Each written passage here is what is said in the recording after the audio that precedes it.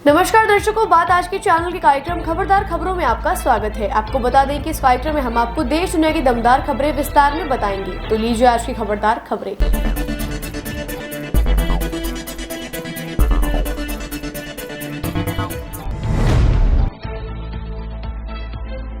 Samajwadi party के अध्यक्ष अखिलेश यादव के गोमती नगर स्थित JPNIC के प्रस्तावित दौरे को लेकर विवाद शुरू हो गया है। सरकार द्वारा अनुमति नहीं देने पर अखिलेश ने कहा है कि वो आज जयप्रकाश नारायण जयंती पर वहां जरूर आएंगे।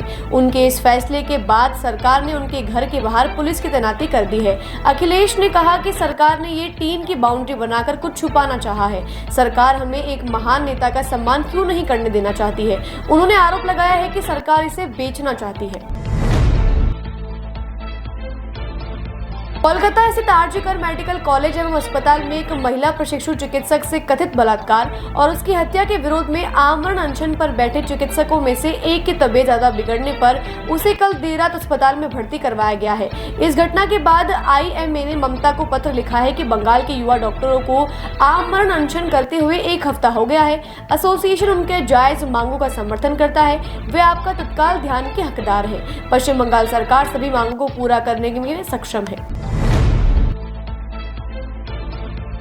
मणिपुर के मुख्यमंत्री N बीरेन सिंह ने बताया कि राज्य में जारी जातीय संकट का समाधान करने के लिए कल गुरुवार शाम को केंद्र ने एक महत्वपूर्ण बैठक की है, जिसमें मणिपुर के DG, मुख्य सचिव, अर्धसैनिक बलों के उच्च अधिकारी और केंद्र के गृह राज्य मंत्री के साथ केंद्रीय सचिव के अलावा मणिपुर के गृह मंत्री भी मौजूद रहे। हालांकि CM बीरेन सिंह ने बैठक के बारे में विस्तार से नहीं बताया। सिंह ने कहा कि बातचीत शुरू करने और संबंधित समूहों के बीच गलतफहमियों को दूर करने के प्रयास किए जा रहे हैं और सामूहिक प्रयासों से धीरे धीरे शांति लौट आई है। आपको बता दें, पिछले साल मणिपुर में कुकी और मेती समुदायों के बीच हिंसा में 200 से अधिक लोग मारे गए थे।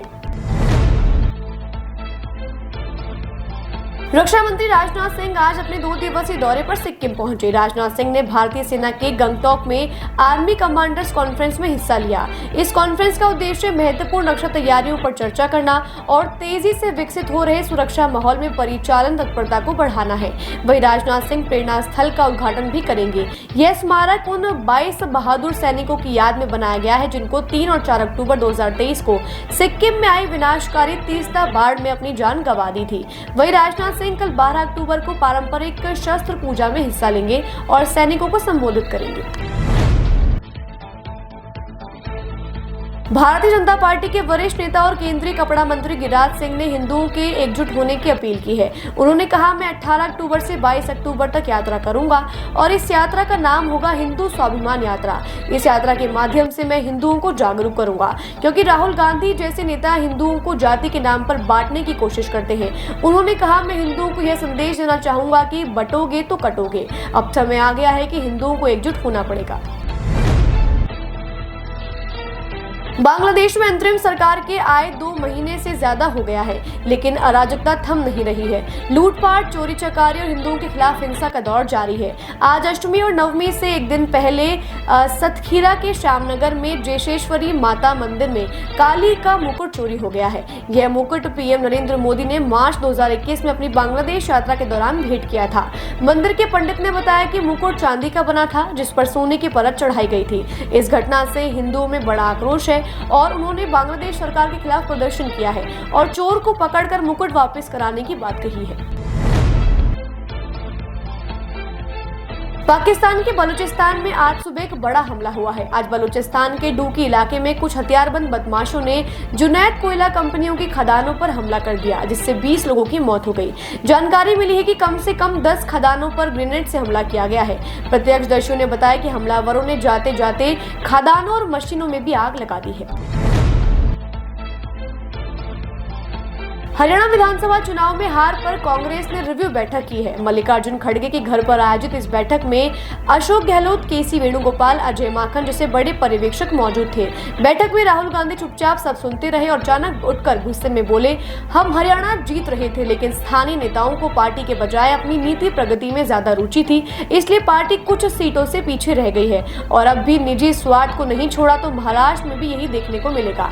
इसके बाद राहुल गांधी बैठक छोड़कर चले गए।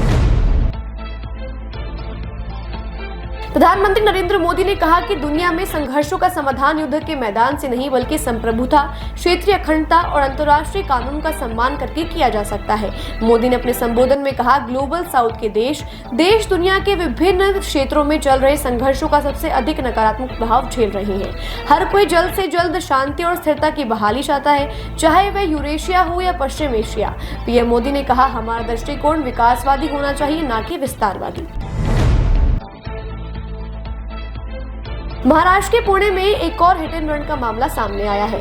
कोरेगांव पार्क इलाके में एक तेज रफ्तार कार ने बाइक सवार को जोरदार टक्कर मार दी। हादसे के बाद तत्काल बाइक सवार को अस्पताल ले जाया गया, जहां डॉक्टर्स ने उसे मृत घोषित कर दिया है। घटना के बाद कार चालक फरार हो गया। बताया गया कि कार चालक नशे में धुत था। पुलिस ने बताया कि कार सवार ने इससे पहले एक स्कूटी सवार को भी टक्कर मार दी थी। वहीं मृतक एक फूड कंपनी में डिलीवरी का काम करता था।